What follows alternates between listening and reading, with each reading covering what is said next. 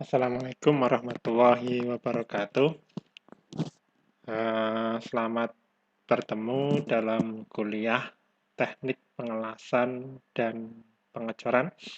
Ini adalah materi yang pertama atau pertemuan pertama pada mata kuliah Teknik Pengelasan dan Pengecoran. Ini merupakan salah satu mata kuliah untuk persiapan tugas akhir juga, artinya ini mata kuliah aplikasi gitu ya. Jadi kemarin-kemarin pada semester 1, 2, 3, 4, 5 itu ya, saudara sudah banyak diberikan materi-materi tentang dasar-dasar teori terkait dengan material, terkait dengan perancangan, dan proses produksi. Ini sudah masuk atau menginjak ke mata kuliah yang sifatnya aplikatif gitu ya, sehingga nanti bisa digunakan sebagai salah satu tema atau topik dalam tugas akhir. Mengapa mata kuliah atau proses pengelasan dan proses pengecoran ini digabung menjadi satu mata kuliah?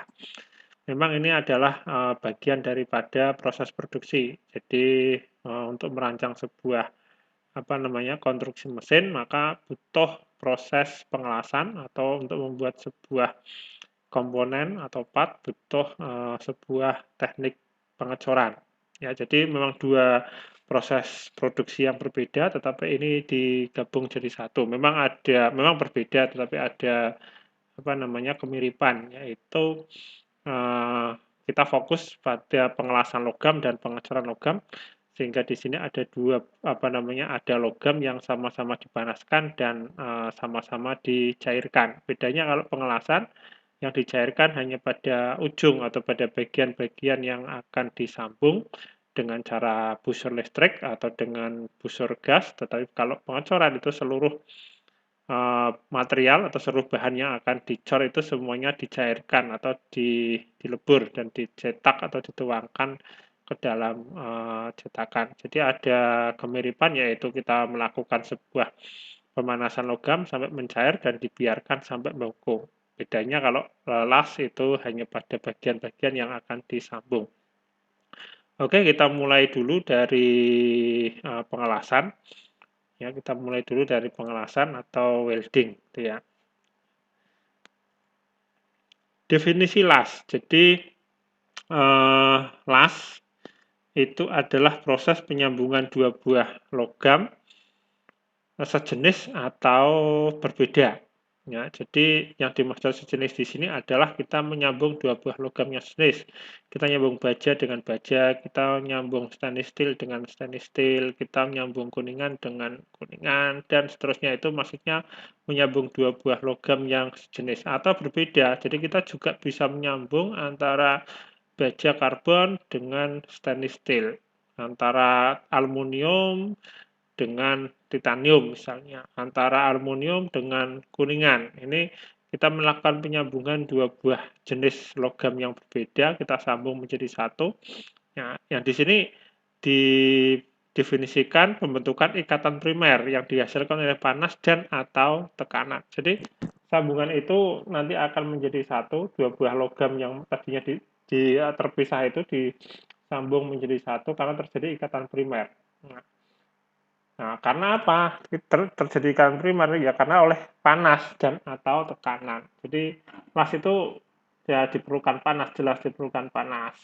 Karena dengan panas tadi, maka ujung-ujung logam yang akan disambung tadi akan temperaturnya naik dan akan meleleh. Dan jika ditekan, ini juga ada yang proses pengelasan, nanti yang ada las tekan, ada las gesek, dan sebagainya.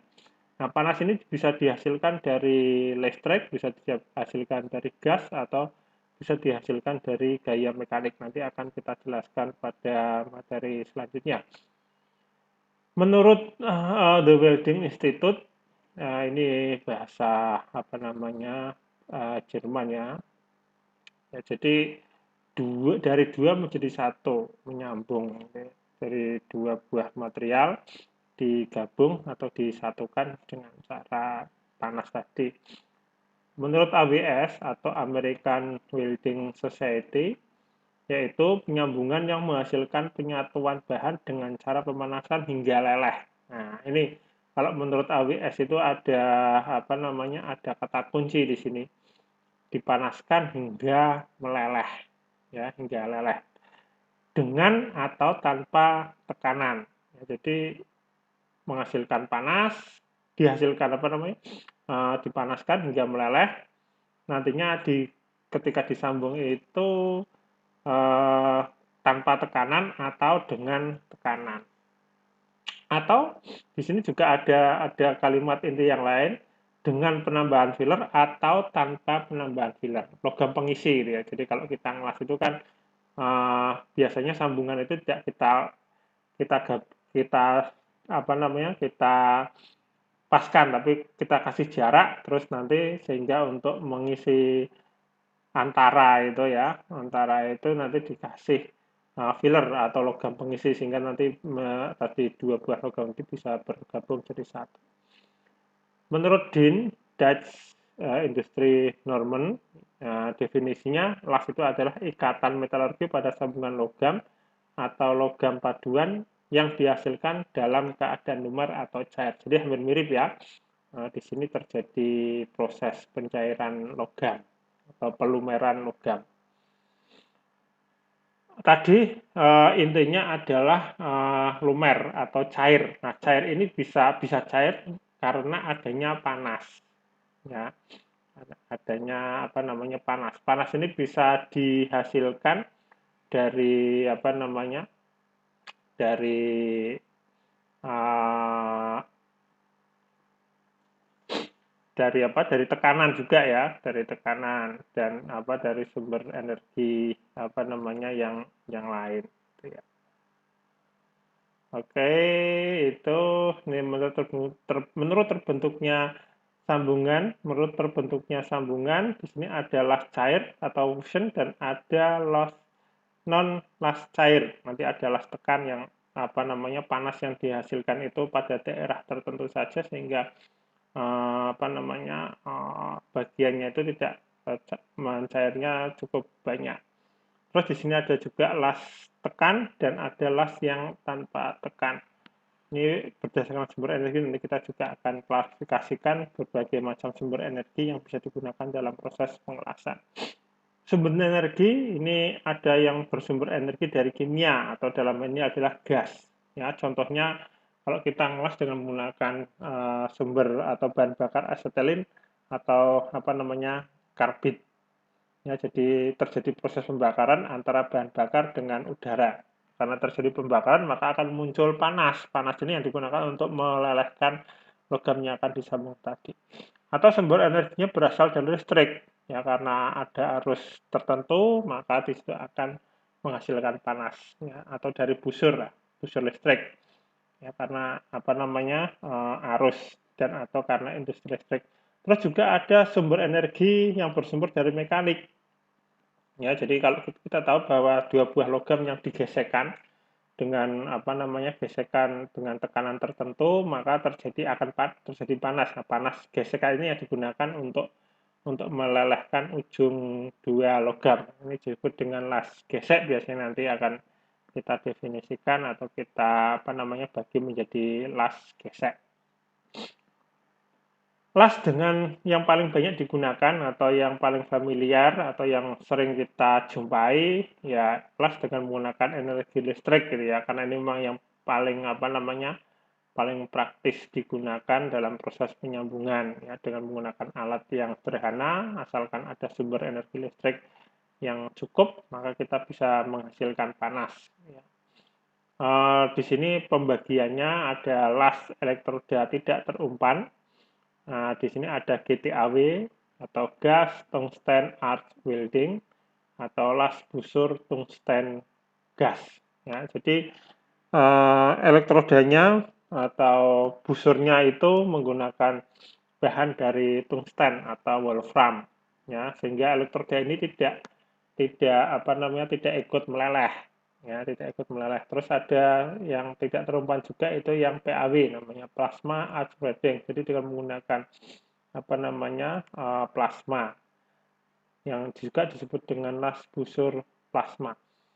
Terus ini yang sering dipakai itu adalah las dengan elektroda terumpan, yang banyak digunakan ini SMAW, Shell Metal Arc Welding, atau las busur elektroda terbungkus. Ya, yang sering kita lihat dengan menggunakan listrik itu elektrodanya dengan menggunakan busur elektroda yang di luarnya itu ada serbuk. Ya, serbuknya ini yang sebagai gas pelindung, itu yang sering kita gunakan. Terus yang ini juga sebenarnya banyak digunakan dalam industri, yaitu GMAW, gas metal arc welding, atau las busur logam gas. Jadi ada gas tersendiri, gas mulia biasanya dengan menggunakan argon atau dengan menggunakan helium untuk melindungi logam cair. Jadi perlu diketahui ketika logam las itu dilelehkan, maka lelehan itu harus dilindungi oleh gas pelindung. Nah, gas pelindung ini kalau yang terumpan ini dengan menggunakan gas terpisah dalam tabung, nanti dialirkan ke dalam ujung busurnya itu, sehingga nanti ketika terjadi lelehan, logam cairnya itu terlindungi oleh gas. Nah, di sini argon dan helium biasanya banyak digunakan las argon, makanya juga sering disebut dengan las argon. Tapi kalau yang SMAW yang sering kita lihat atau kita praktekkan untuk las listrik ini ya, ini gasnya itu dihasilkan dari serbuk elektroda yang terselubung di dalam elektroda itu. Ketika kena panas dia akan berubah menjadi gas. Gas ini yang berfungsi untuk melindungi logam cair. Terus ada SAW atau Sample Arc Welding, las busur redam, dan ada ESW atau Electrolyte Welding atau las terakristik. Nanti akan kita jelaskan satu persatu jenis-jenis las yang ada di dalam proses ataupun metode ataupun cara las listrik ini. Ini berbagai macam bentuk sambungan ya. Ini sudah sudah kalau kita mau menyambung dua buah logam, ini sambungan sambungan tipe L seperti ini. Ini kita beri kampuh, macam-macam kampuh, nanti kita akan belajar lebih lanjut lagi. Nah, dalam kuliah pengelasan ini kita juga tidak hanya mempelajari tentang cara ataupun proses pengelasan, tetapi bagaimana hasil las itu bisa kita lakukan analisis sehingga kita akan tahu kekuatan dari sambungan las itu. Kalau kita amati secara detail, jadi pada sambungan las kita bisa lihat dengan menggunakan foto makro atau foto mikro. Ini logam 1, logam 2 yang akan disambung. Ini logam yang dilas gitu ya. Terus kita potong secara melintang, maka akan kelihatan seperti ini. Pembagian-pembagian daerah atau metalurgi las itu, ini logam induk. Di sebelah sini logam induk 1, logam induk kedua. Jadi ini logam 1 dan logam 2. Disebut dengan logam induk atau base material adalah logam yang tidak terpengaruh oleh panas las. Ini kan terjadi proses pemanasan di sini ya. Karena adanya busur listrik atau busur gas, ini kan terjadi panas. Ya, disebut dengan logam induk itu ya logam yang tidak terpengaruh oleh panas las. Jadi sifat fisik ataupun sifat mekanik dari logam induk ini ya tidak terjadi perubahan, karena kita tahu bahwa panas itu pada logam nantinya akan merubah sifat fisik dan merubah sifat mekanik. Nah, logam induk ini sifatnya masih sama dengan logam yang belum dilakukan proses pengelasan atau logam dasar, makanya disebut dengan base metal. Nah, di tengah ini adalah logam las. Ya, logam las ini yang benar-benar dia ketika kena panas dan mencair.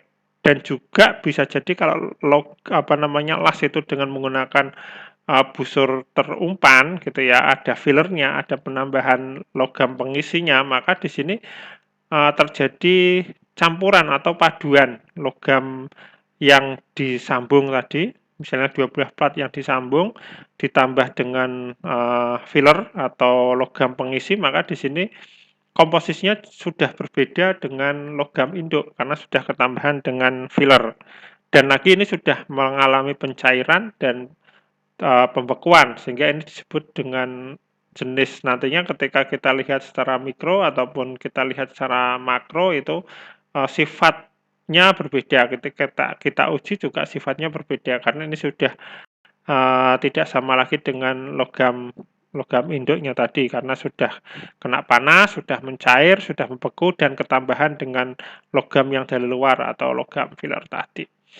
Di antara base metal dan logam las ada HAZ atau Heat Affected Zone atau daerah yang terpengaruh panas. Ya tentunya karena logam lasnya di tengah maka HAZ-nya ya ada di sebelah kanan, sebelah kanan dan di sebelah kiri. Ya, jadi ini logam induk yang terkena panas tetapi tidak ikut mencair, tapi panasnya itu sudah mencapai suhu kritis. Ya, kita tahu bahwa ketika logam itu terjadi pemanasan hingga suhu kritis, maka akan terjadi perubahan struktur. Ya, jika pendinginan atau waktu pendinginannya kita setting, otomatis nanti strukturnya akan berbeda. Ya, jadi kalau kita ngelas terus ada pendinginan cepat, ada pendinginan lambat, atau ada preheat atau afterheat, maka akan terjadi perubahan struktur pada daerah HAZ ini, daerah yang terpengaruh panas. Ya, jadi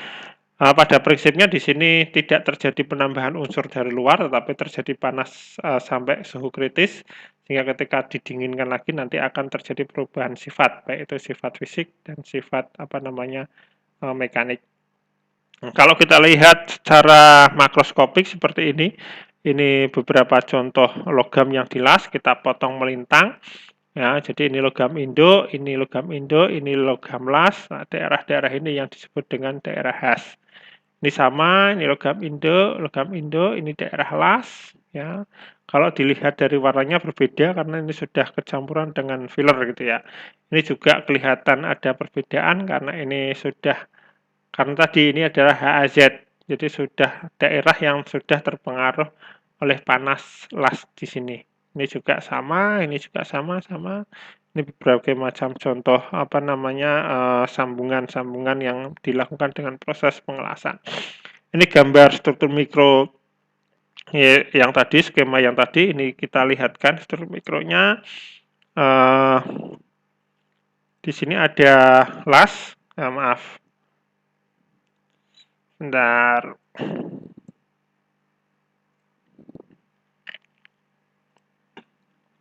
Oh, ini lain lagi. Nah, ini ya.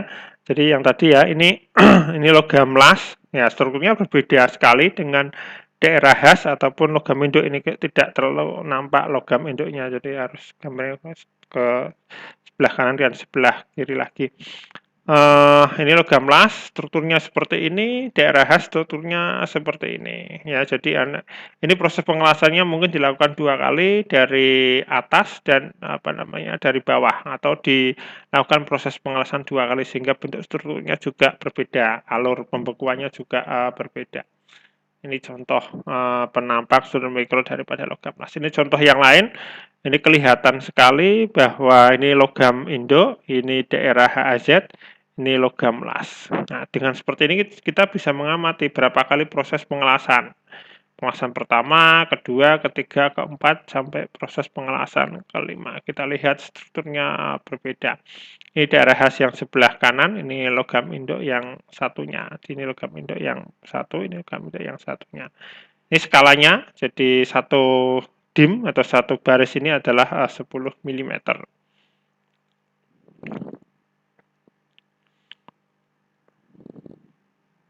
Nah, ini contoh yang lain, ya, contoh logam jenis yang lain ya. Jadi ini daerah las, ini HAZ, ini logam induk.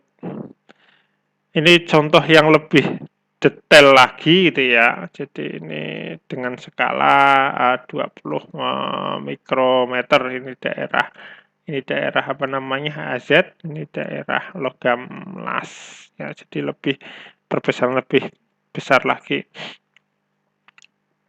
Ini ada contoh tapi mungkin tidak terlalu banyak, tidak terlalu kelihatan. Ini logam induk, ini daerah HAZ, HAZ1, HAZ2. Jadi ini logam las, ya. Ini yang terkena panas sampai mencair. Ini daerah yang terpengaruh panas tapi dekat dengan logam cair. Ini daerah H yang kedua, jadi sudah terjadi perubahan mikro tapi berbeda dengan HAZ yang di sini. Ya, jadi ada dua HAZ1, HAZ2 ini yang logam induk. Ini garis ini dibuat pakai skema ya, bukan garis asli, tapi ini sebenarnya kalau kita lihat struktur mikro yang berbeda antara yang logam induk, HAZ1, HAZ2 dan daerah lasnya berbeda. Ini contoh yang lain juga, ini daerah las, daerah HAZ, ini yang base metal. Ya, kelihatan berbeda strukturnya, ini yang las, strukturnya seperti ini. Ya, berserabut dan cenderung lebih gelap karena tadi ketambahan logam dari luar. Ini HAZ, strukturnya kasar, ini logam induk, strukturnya lebih halus. Ya, ini kalau kita buat garis ya daerah HAZ sekitar ini. Nah, mengapa kita belajar tentang metalurgi las? Jadi tujuannya adalah ini, untuk mengetahui struktur metalurgi sambungan las pada baja karbon. Nah, ini contohnya misalnya baja karbon ya, mengikuti proses metalurgi pada pengelasan, hubungan antara komposisi logam dasar dengan logam las dan pengaruh dalam sifat mekanik dan fisik. Ya, jadi nanti akan kita pelajari tentang pengelasan logam, reaksi logam